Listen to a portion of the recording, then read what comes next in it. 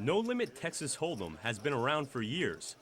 Its popularity grew after a 1998 movie, Rounders, became a cult classic. No Limit Texas Hold'em is the Cadillac of poker. Each player is dealt 2 cards face down. 5 cards are then dealt face up across the middle. These are community cards everyone can use to make the best 5-card hand. But it wasn't until last year when ESPN and other television networks began extensively covering the card game that Texas Hold'em and its colorful players became known to millions. Don't be cheeky. Put something in there. Marcel and Harry, friendly rivals from many games in Europe. I'll raise. At this year's World Series of Poker tournament, there were more than 2,500 participants from more than 40 countries. Give a little bit. Give a little bit of your chips to me. 2 years ago, when Russell Rosenblum, a Washington, D.C. lawyer, came in 6th at the World Series, there were only 600 players. It is everywhere, and I think at some point it will peak and level off and then drop a bit. But anybody can learn how to play the game. It's, in golf, if you want to go play Tiger Woods, you don't get to go do that. In poker, if you want to go play in the World Series, all you got to do is save up the money and you can go play with the best in the world. The World Series of Poker is open to anybody.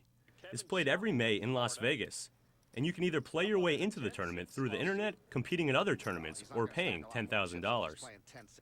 The tournament has come a long way since one of the founding fathers of Las Vegas, Benny Binion, started it in 1970. This year's winner won $5 million. But Russell Rosenblum says whether you are playing for the title of the best gambler in the world, or you're just playing among friends, like these 20-year-olds in the nation's capital, some things don't change. No Limit Hold'em is not a card game. It's a people game played with cards. So you're playing the opponent across from you. You're not actually playing the cards in your hand most of the time. The essence of the game is the bluff, convincing your opponent you have a winning hand when you don't, or convincing them you have a bad hand when you hold the winners. You're hoping I was going to bet? I watch Rounders. Josh Caron, like thousands of others, watches Hold'em on television, and he has been playing for a couple years. We wanted something else to do instead of going out to the bars every night. So we just got together, I'd say like 3 or 4 times a week, and started playing. If you know the basic rules of poker, you can pick up Hold'em pretty easily, according to Derek Stowe, a first-time player. Already, he has advice for other beginners. Bide your time. Just sort of watch and see how things go and gauge who's good and who's not good. And you can tell pretty easily who's bluffing. George Cabanas disagrees. First time playing Texas Hold'em. He says he knows a little about poker. He has no shot.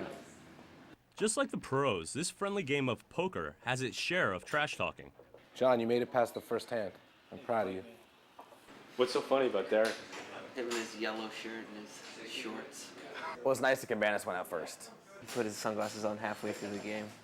Shades are key. You feel a little more protected, a little more removed from the scene. Well, it's true. I mean, the eyes are the windows to the soul. So if you can look someone in the eye, you can have a pretty good idea if they're telling the truth or if they're lying to you. And that's No Limit Hold'em. That's the whole game. And Russ says it doesn't matter if you're playing for $1 million or just for fun. It can get very tense. You can really tell a person's real personality when you see them at a poker table when they're losing. That'll tell you what they're really like. You can also tell the winners, sometimes by the cars they drive. Brian Perchia, VOA News, Washington.